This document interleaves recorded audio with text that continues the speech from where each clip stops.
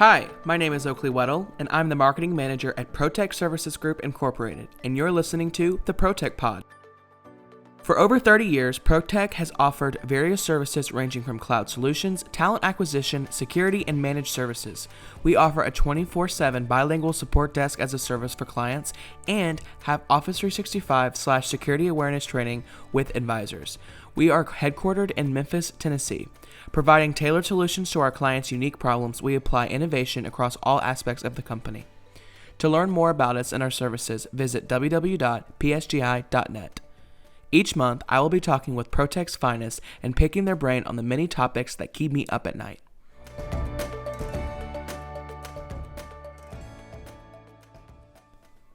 Hi, welcome to the first episode of the ProTech Pod, ProTech's first ever podcast show. Our kickoff episode requires an awesome guest, doesn't it? Well, I've brought in one of the best. In my interview with Chris Yancey, we talk all things social media and security nowadays. We also talk about where social media was and what it will most likely evolve into. I hope you enjoy this episode and tune into future ProTech Pod episodes. Hey Chris, how you doing? I'm great, Oakley. How you doing? Good to be here. I'm doing great. Thanks for joining me today. Absolutely. So we're going to be talking about social media, specifically in present day and the modern world, and all the problems and amazing things that come along with that. So I thought this would be a great topic to kick us off on our podcast series, because I work in social media every single day, yet I do not know all that you know about the cyber threats, cybersecurity. And so I would love to have a discussion today about that. Absolutely. So thanks for joining. Yeah, great to be here. Great to be. And it's a great topic, especially nowadays. You know, people have been, sheltered in place for over the past year because of this pandemic. And a lot of us have been relying on social media just to talk to our friends and family and loved ones and just making new connections. So it's right on time. Yeah, absolutely. Yeah. And we're going to talk all about that today and how people are taking advantage of that. So my first question is, when did you join social media? Oh wow, I'm really going to show my age here, and so I want to say my first introduction to social media was probably in the early 2000s, maybe with MySpace. I'm not even sure if you're old enough to know what MySpace is, Oakley, but um, I think it started off with the MySpace. There were actually a couple of applications that were out before then. I think Friendster was one. But I think MySpace kind of kicked off this whole social media revolution. And to talk about not MySpace in today's day and age in 2021, you say that and most people are like, what is that? And that was the Facebook or the Twitter of the early 2000s. And so I've been on social media since then. Yeah. And the interesting thing about MySpace is that the toxicity of social media started way back then, because isn't MySpace the one where you got to pick your friends each week or something like that, and you had to Yeah. pick? Yeah, and so the interesting thing with MySpace that thankfully we don't have now in social media was, MySpace kind of had that top 8 section Yeah. where you may have had, 400 friends, but you had to pick the top 8 that were going to be on your profile. And I mean, could you imagine now being on Instagram or Twitter or something, and you've got to choose 8 of your friends that are going to be on your top 8? You're going to lose some friendships that way. So yeah, Yeah. yeah, it really bred a lot of toxicity, especially when it came to choosing who was going to be on your top 8 that week. So thankfully, we don't have that problem now. Yeah, Yeah. absolutely. What were your initial thoughts on social media overall when it first started to, blow up? Oh man. My initial thought, I wasn't even interested in social media until I think my friends got on it. Mhm. And then we started talking about old classmates and how to find them and that social media was a really good place to do this. And I think peer pressure kind of um, was the number one motivation for me to get on social media, just because everybody else was doing it. It was that relevant fad thing to do. If I'm going to be relevant socially, then I need to get with the program, and I don't want to feel left behind. So now I've got to develop a MySpace page, or everybody else is on Facebook. Let me create a Facebook page. And so my initial thoughts were, am I doing this just because everybody else is doing it? Do I really need this in my life? But it was such a growing fad when it first started, and it started blowing up, that I felt like peer pressure was my number one motivation to try to keep up with everybody else. And it was the cool thing to do. Even when MySpace was first initiated, you know, other people felt like they had to put these cool graphics in the background. Some of them were just really headache inducing, but they had to have the coolest graphics or the coolest sound clips, or I have to have a movie on my MySpace page. So it seemed like a competition almost. But it was like, hey, if you're going to be relevant socially, then you got to have a MySpace page. Even like comedians and celebrities were getting with the program. Like Dane Cook, first got his start off of a MySpace page. And look at him today. He's selling out whole arenas. So, I think a lot of celebrities started understanding the power of social media even way back in the MySpace era, that it was a matter of peer pressure and relevance, um, and if you were going to have a social media page or not. Yeah, absolutely.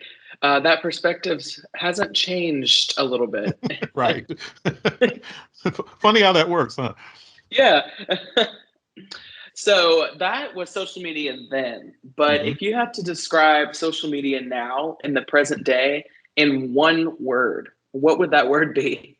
I think that word would be community. I, Mm, I would I would choose that word over anything, because whether you look at social media in a good light or a bad light, um, whether it's social or business purposes that you've got a social media page, and a lot of times they overlap. It's about people building relationships. And sometimes those relationships are personal. Sometimes it's building your brand, but it's all about people coming together. Um, Nurturing old relationships, finding new connections and new relationships. So I think it's all about community. When I think about social media today, in today's day and age, even worthwhile causes, whether it's in the African American community, whether it's LGBTQ, whether it's any cause out there whatsoever, you can find a home, or you can find a community centered around social media. So I think that's bringing a lot of people together, um, that normally wouldn't have come together, pre 2000s, before we even had social media. It was a lot harder to try to reach a lot of people that needed reaching, but thanks to social media now, I think that's doing a lot of good in the community. yeah, that's amazing. That's like the ultimate perspective when it comes to social media, because there are so many people who may not have found these communities in Hmm. person, Hmm. or they're talking to someone from across the world, and so that is a beautiful part of social media. Yeah, absolutely, absolutely. But switching over to the security side of things Yes. and how people are taking advantage of it, what are a few things you would tell any company or every company they need to be aware of when it comes to social media? Well, yeah, before we even get to the security part of it, just speaking to businesses and companies in general, I think first and foremost, every company that is within the earshot of our voices needs to understand the power that social media can have on your brand.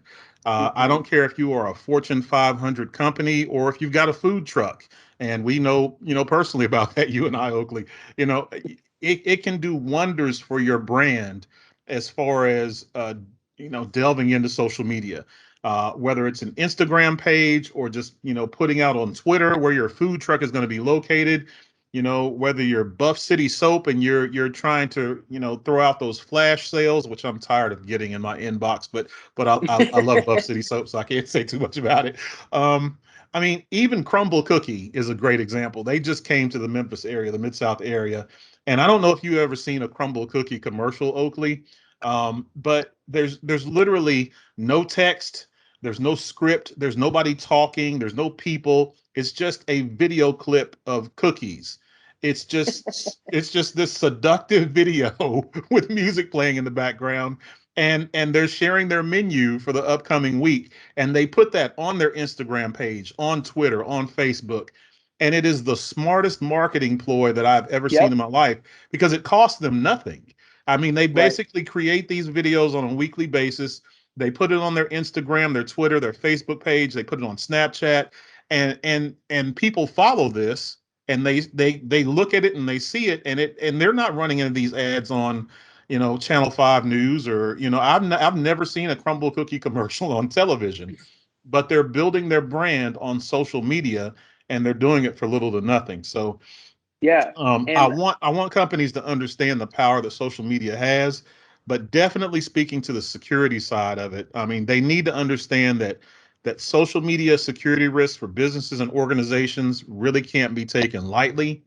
Um, a brand's online presence is deeply connected to its reputation, and any breach that happens whatsoever with your company through social media can damage, a customer's confidence in your brand, and also put your information and your data at risk. So a lot of these things that we're going to talk about today, I mean, companies are definitely at risk in phishing through their email and ransomware and things like that, but they really can't take social media for granted because they may be oversharing information. Their security preferences may be set at a low level, but a lot of things can happen in social media that can bring a business down as well. yeah, absolutely. And to your point about crumble cookies, I have not been there, but when I drove by last night, the line was down the street to Yeah, Gibson. It was yeah, crazy. it's And nuts. so, Yeah, and even if a company is not generating those kind of sales, they're yeah, still building their reputation for when they will. absolutely. And so I definitely agree with you. As someone who is a marketing manager, I love social media for companies and totally agree to the fact that I think all companies should have a presence on social media, whether Absolutely. your goal is to build your reputation, have sales, or whatnot. But Yeah, absolutely. yeah. So, has the pandemic or how has the pandemic increased malicious cyber activity on social media? Yeah, I was going to say that's a definite yes. I don't think the question is has it. How has it is a great question. Um, I mean, there's a couple of driving reasons that there's been an uptick in breaches because of the pandemic. I think as the pandemic grew, more businesses, whether they were in online banking or e-commerce, I mean, all the businesses were being conducted online. It's at some point, it's some shape, form, or fashion.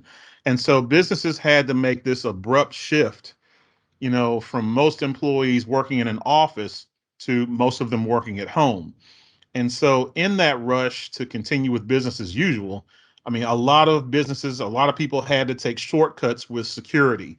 I can remember us at ProTech, the day, Dan came to us and said, "Hey, guys, we're going to pack this up and just work from home." And no one knew how long this was going to be, whether it was going to be a week, a month, a couple of months. And I can remember to this day, sitting in my chair when he kind of had that powwow with us. And here we are, what, 15, 16 months later, and I'm at home, still, doing this. We're making that shift back to the office, but I'm doing this podcast from home, so I think during the times of change, cyber criminals really learn to capitalize on a lot of the confusion and uncertainty that a lot of businesses were going through during that time. um, Another reason, people were shopping online. Let's face it, we were all bored sitting at home, especially early on. I mean, we're just staring at the walls because we didn't know how long we were going to be stuck in this box called home. And so we were looking for ways to get out. And one way we could actually do that was, to shop online. That was still going on at least. So when COVID hit, a lot of people are there shopping online. And so unfortunately, that means there's more targets for these online scammers to target. Um, Cyber criminals started to shift their focus on creating bogus campaigns, focused around stimulus payments, unemployment, PPP loans, and a lot of benefits that companies were offering because of COVID. And so they saw that as an opportunity to send out, bogus emails and messages and things like that to people saying, hey, if you want an extra stimulus payment, click this link, or things like that. So the pandemic caused a lot of confusion, and there was a huge uptick in cybersecurity. As a matter of fact, on the day the PPP loans first hit bank accounts, I think a lot of websites of several large banks uh, actually went down because of the huge surge in traffic. And Wow. so a lot of cyber criminals actually knew the day and the time that deposits were going to be made, and they basically overwhelmed a lot of the banks with account takeover attempts. So a lot of the account takeover attempts increased by about 80% on that day that the PPP loans were first hitting a lot of the banks. So definitely these scammers try to attempt to take over these accounts by using old usernames and passwords that people Mhm. always recycle, that I'm always telling people not to do. But they do that to gain access to these accounts and to make more money. So, unfortunately, COVID was hitting us health wise, but it was also hitting a lot of people financially as well because of these huge upticks in security breaches. That's insane. I want to highlight something that you said about the uncertainty of everything. The cyber criminals, they really do focus on the uncertainty. And that's why your job is so important. Awareness is vital. Yeah. And I'll steal from Schoolhouse Rock, knowledge really is power.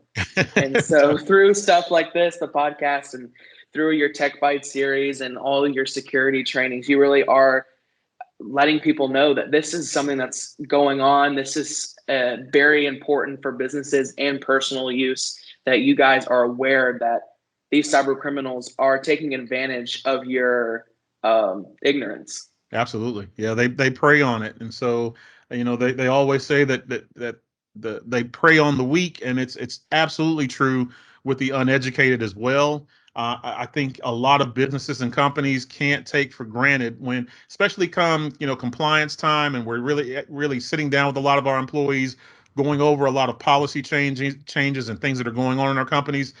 A lot of businesses need to take that time to actually sit with their employees and talk to them about security risks. And so I wish that a lot more companies in the Mid-South area were doing that. I think that they will, especially after COVID. Um, but definitely, we need to sit down and talk with a lot more companies and businesses about um, just the dangers that are out there. Anybody that touches a computer, basically at work, needs to be educated about the dangers of phishing emails, scams, ransomware, all the dangers of data breaches that can happen out there. Yeah, absolutely. And that has evolved into social media too. Because even, a year and a half ago, 2 years ago, maybe I was aware of, email phishing, um, but not necessarily all the social media security that I need, or threats that I should be aware of. Hmm. Hmm. And so it's definitely evolved. Yep. So my next question is, what's the biggest mistake a business can make when it comes to social media security? The biggest mistake a business can make, I think employers need to make sure that employees fully understand what information the company considers confidential or sensitive. I think again that all comes down to education, what we were just talking about. Uh, Employers actually having that. They always say that parents need to have the hard, tough conversations with their children, and I think employers need to have those same conversations with their employees a lot of times, because I think employers take for granted that all of the employees of a company know what to do and know the right thing to do. But let's have that talk, let's have that communication anyway, just in case they don't. Um, because if I don't know what a company considers to be confidential or private or sensitive information, then I can easily expose that kind of information using, social media. I could be in the office just taking pictures, just innocently, walking around and snapping photos of my day because I'm that person that wants to post my day, on Facebook, every hour. But not knowing that I may inadvertently take a photograph of a document or take a picture of someone's desktop and they've got their password, with a huge post-it note, on the screen. Or I may take a picture of somebody that's in the office that doesn't necessarily need to be, out in the public eye, that was in my office. It may signal an upcoming merger or anything like that with two companies. So I need to make sure what is sensitive, what is confidential, what's okay for me to share, and really make sure that that's not really confidential or private before I post that on social media. Because again, with the internet, once it's out there, it's out there. You can't bring it back. Even if you delete a photo or a post, that doesn't mean someone's not already downloaded that information, screenshot it, or anything else. So I think employers really need to make sure they communicate with all of the employees. What do we consider confidential or sensitive before you post something, online? So that would be the number one thing that I would say to businesses. That's the biggest mistake that a lot of companies have, is not having the hard talk, not having the talk with their employees. Yeah. The internet is forever. Yeah, it is, unfortunately. Yeah. So yeah, just be careful about what you post out there, because again, you don't want to inadvertently post the wrong thing. Something that may appear innocent to you may be damaging or crippling to a business. You touched on this a little bit, but what's the biggest mistake an individual can make when it comes to social media security? I have a lot. I have a lot. I have a list, and I'm guilty of a lot of them.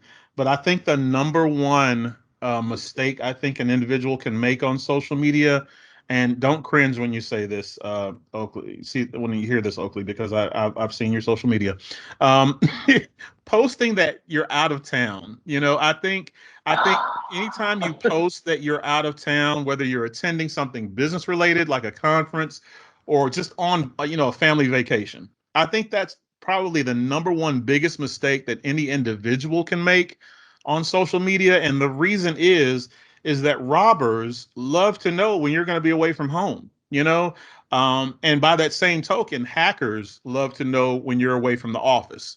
So I think specific personal information like that seems harmless. You're on a family vacation. I do it all the time. I'm on a family vacation and I want to post, you've come across this great restaurant. You're like, oh my God, for no other reason, I need to document where this place is so I can find it again next year. So you may want to put that on social media and say, oh my God, this crawfish etouffee was the best I've ever had in my life. And you'll post exactly where you are. You're in Destin, Florida, or you're at the airport and you're about to get on a plane. But unfortunately, there's bad people out there in the world who like to break in homes, who like to do us bodily harm, God knows what. And so when we post on social media that we're at the, Memphis International Airport, about to get on our, jet for a 2-week vacation to Destin, that's probably the number one worst thing that you can do. Because, not saying that your friends are going to rob you, but you're really not sure who's looking at your social media, a friend of a friend, or anything like that, depending again on how you've got your privacy settings in your social media. We need to take a look at that as well. So anytime you advertise that I'm not going to be at home for a certain amount of time, you're basically just putting a post-it note on your front door saying, hey, no one's home and no one's going to be here until next Tuesday. Have at it. Mm-hmm. So I think the number one biggest thing that we can probably improve upon, just as just individuals, hey, hang on to those photos in your phone. They're not going anywhere. And when you get back home, hey, now you can post that on social media and say, hey, I had a great time last week in Destin. Or here are some pictures of my, trip to Walt Disney World last week. I think that's the safest way to go about it. Again, it's not really something we think about when we're on vacation or if we're at a conference, because we're excited. We've got that feeling of euphoria. Oh, I'm out and about and I'm having fun. But it's not really the safest thing when you come back home and your car's missing out of your driveway. So let's I think we all need to do a little bit better job of that, because all of my friends are pretty much on social media and I'm so tired of seeing them at the beach and I'm at home. But what I'm also tired of is them posting that they're at the beach currently, or they're at the airport currently, and they're going to be gone, for an entire week. So I'm like, Mm-hmm. ooh, that's really not the safest thing that you could have done. So That would be my number one on my list. Guilty, guilty, guilty, guilty. I'm there. As charged. I'm there with you. I'll work on it. I'll work on it. You were having But fun. yeah, You were having fun. I hey, was I following you. definitely agree with you, though. I definitely agree with you. That's something I don't think about. You're right, on vacation. Yeah. And then you get home and, you say something like that. I'm like, man, that's a really good point. Yeah, My yeah. car could have Especially been stolen. especially if you're tagging everybody that's in your family, it's like Oakley Weddle and five others, Yeah. and they're like, oh, everybody's gone, so it's just something Yeah. something to think about. Yeah. That's a great tip, though. Okay. So this question is probably the hardest one. Mm. How can companies approach this topic with their employees? I would assume it's a fine line between having them do the best practices that you're teaching us, and then but not controlling their social media or telling them Yeah. how to live their lives. Yeah, how do you go about having the hard talk with your kids? So yeah, you don't, as an employer, you don't want to take people's cell phones, as soon as they walk through the door. You can't really police them that way. Um, but I think that the best way that a company can approach this with their employees is really just approach it head on and not ignore it, or assume that employees know what to do. I think when you do those two things, you're actually opening yourself up to a lot of damage. Um, I'll give my history, for example. I'm a former teacher, and so I started off teaching kindergarten. And as a kindergarten teacher, I was very effective. One, I think little kids just were amazed that a man was teaching kindergarten, number one. But I had, I won't say strict, but we had rules and regulations and policies and procedures in place. We knew how to line up, we knew how to go to the water fountain, we knew how to sharpen our pencils. And the biggest mistake I made in education, Oakley, was I moved straight from kindergarten to fifth grade. And I can remember that first year that I taught fifth grade. It was the worst year of my life because they were older kids, and I thought I didn't have to teach those same, procedures and policies. This is how we do this. This is how we do this. I was like, hey, these kids are older. They know what to do.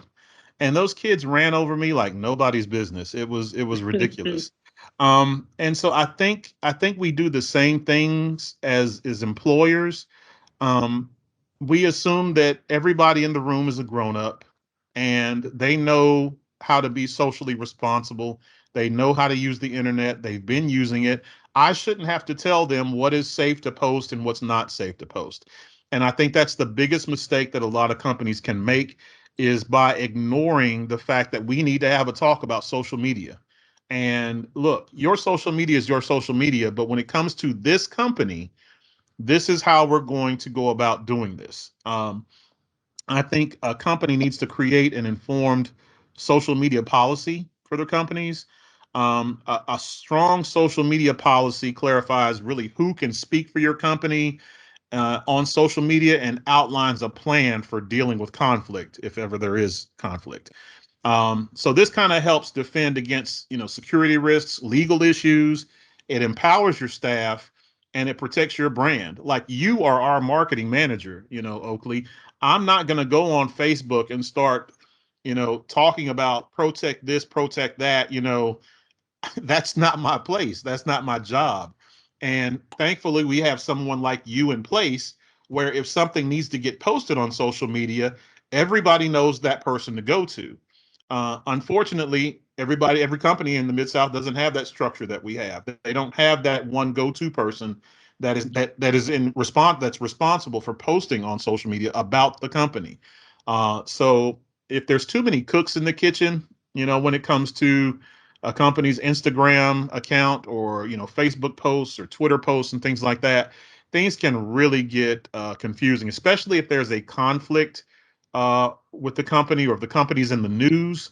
The same way that no one needs to talk about ProTech if there's a news reporter out in the out in the parking lot.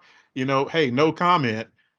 Let our marketing manager speak to that. We don't need to do the same thing on social media, because anybody that puts that company's name out there again on the internet, it stays out there. So it could damage that brand in a negative light. with too many people posting about things. So I say approach it head on, sit down, reserve some time, and actually talk to all of your employees as a whole about the company's social media policy. And if you don't have one, then you definitely need to develop one and then speak to your company about what it is. Yeah, I think that's great. I think a lot of people don't think about this topic until, it's too late. And so I think this is awesome that, we're being proactive when it comes to spreading the awareness of these threats on social media. Yeah, yeah. So, either from the perspective of social media in general or the perspective of cybersecurity, where do you think social media will be in 5 years? Oh man, in 5 years, I can see e-commerce and social media coming together even more than where they are already.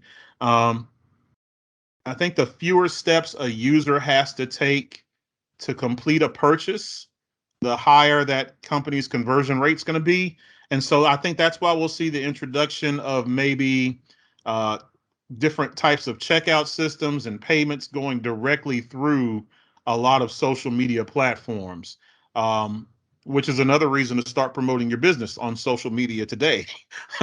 um, but I definitely think that, again, any company wants to be profitable. I mean, just let's be real at the end of the day. So putting a company's brand out on social media is just simply another way to get more visibility, get more traction for your brand and your company.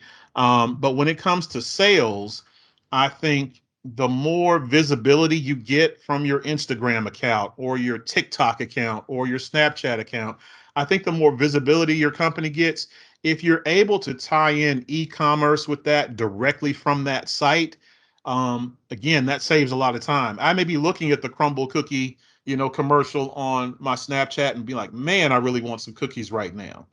But I may think about it, or and remember, oh, I'm on keto, I can't really eat that, or Mhm. things like, or say, or forget about it completely later on in the day.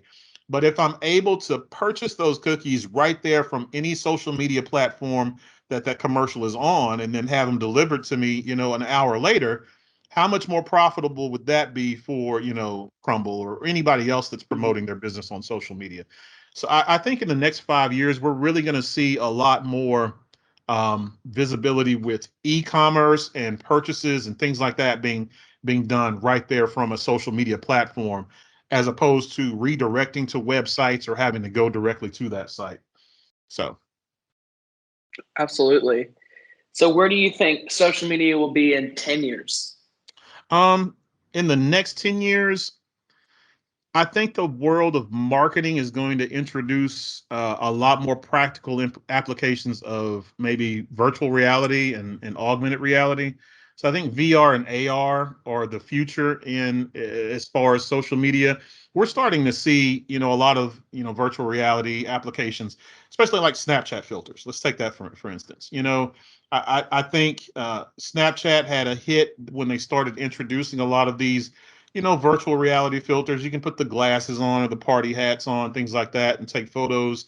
But I think there's going to be a lot of other practical applications that happen within social media in the next 10 years. If you go to sites like, Warby Parker, for instance, for example, that sell eyeglasses, you typically people shunned or shied away from buying glasses online because they're used to going into the optometrist office and putting the glasses on, trying on 30 or 40 pairs before they decide on something.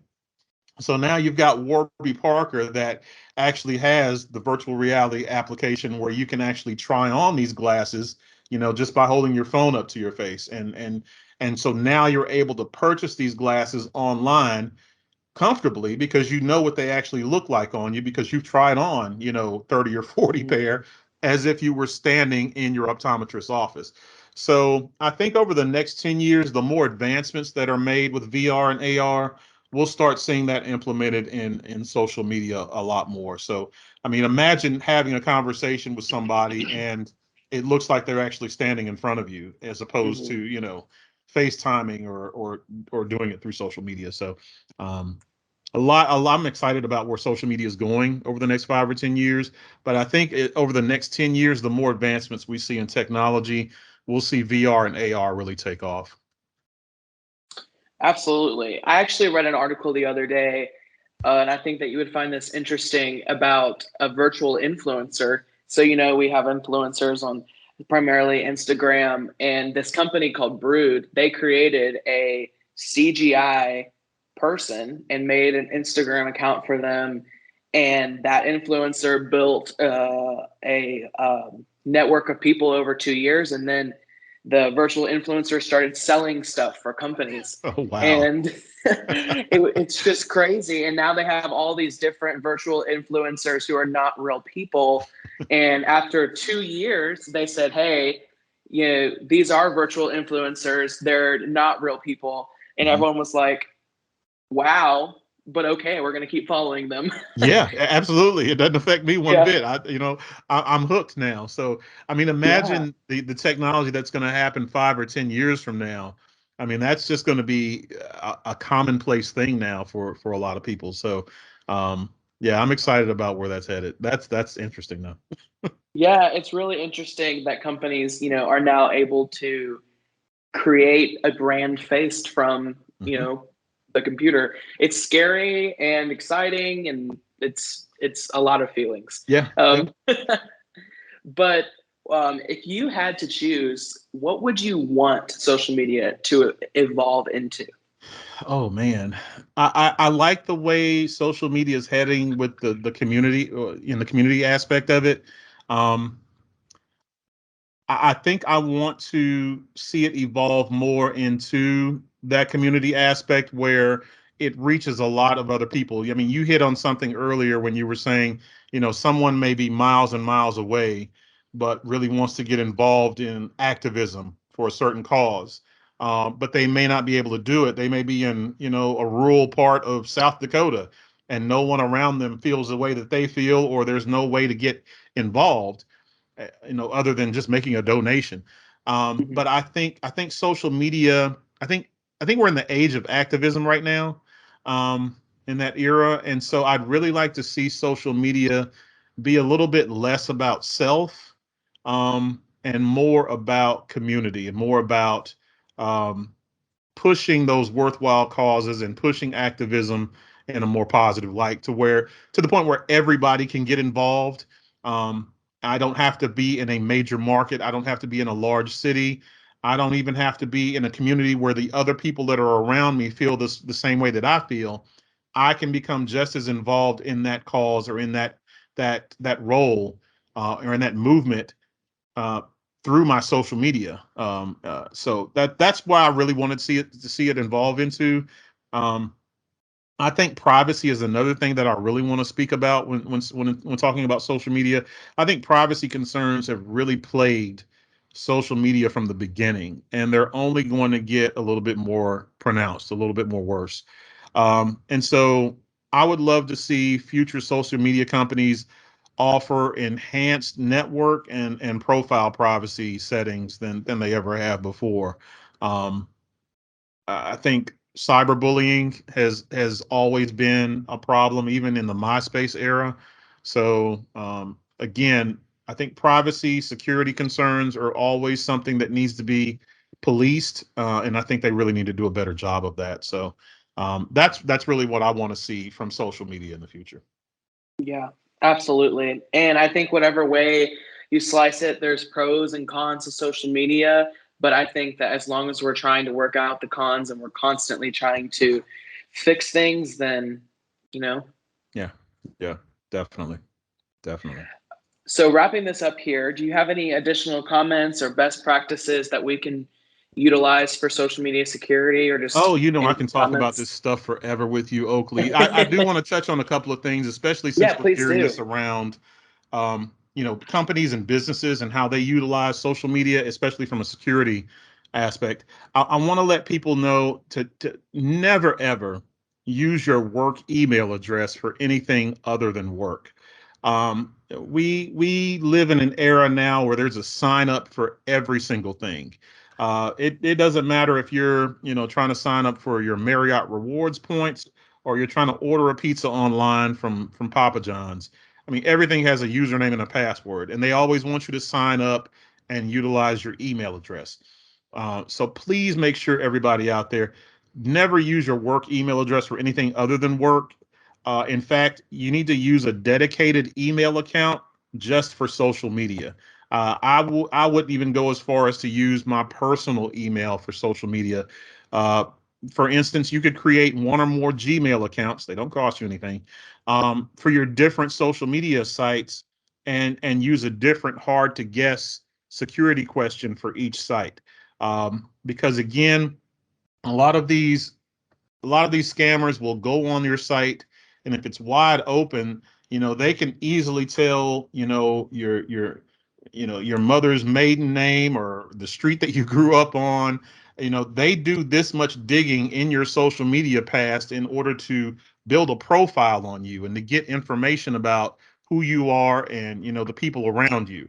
So it's not hard for them to guess when they try to hack into your account what those what those security questions are that you always have to give answers for.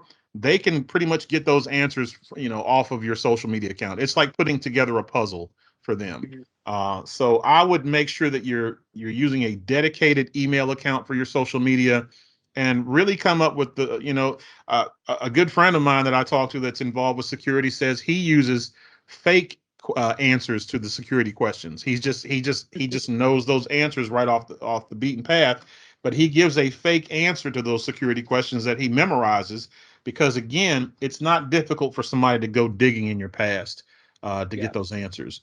Um, Two more things I really want to touch on. I want to talk about two-factor authentication. I Mhm. cannot stress how important two-factor authentication is. If you're not familiar with two-factor authentication, or 2FA for short, it's when you go to log into, a website, you put your password in, and now you have to wait for that annoying 6-digit code to hit your text messages on your phone. So that's pretty much 2FA. I'm sure all of us have experienced it at one point in time.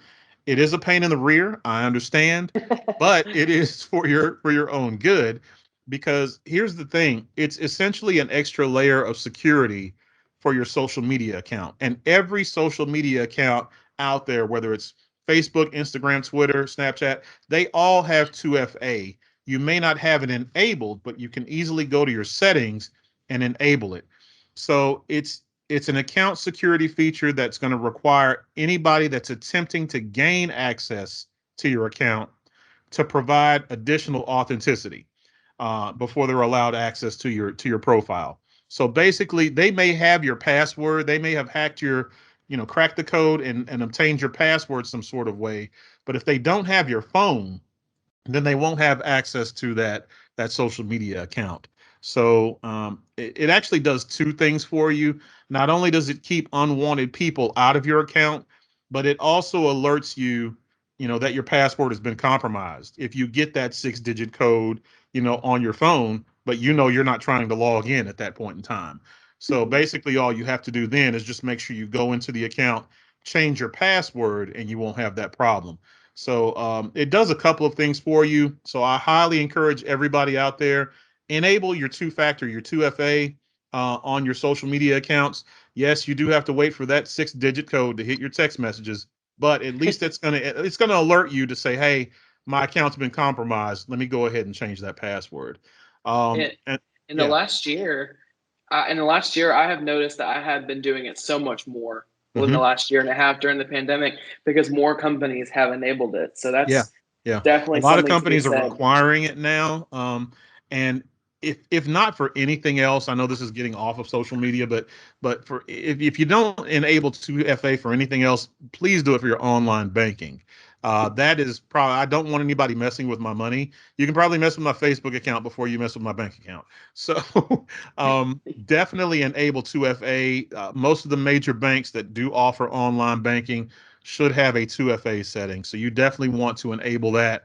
That way, again, if your Wells Fargo, your Bank of America account, your First Horizon account has been compromised, you want to know about that on the front end, as opposed to, oh, $1,000 is missing out of my account. Where did it go? So if you've got 2FA enabled, they may have your password, but they don't have the secondary piece of that, security feature, which is going to be your cell phone. And the last thing I definitely want to stress with everybody, and we've talked about this already, is please make sure that you understand everything you post is literally going to be out there forever. You know, nothing on the internet really disappears completely. So even though you may have been able to delete that photo or post that you didn't mean to take in the office, just know that somebody may have screenshotted or copied it. So ask yourself, is this something that I want the world to see forever? You know, or is this going to be harmful if it's on the front page tomorrow morning of the newspaper? So just please be careful about anything that you post company related.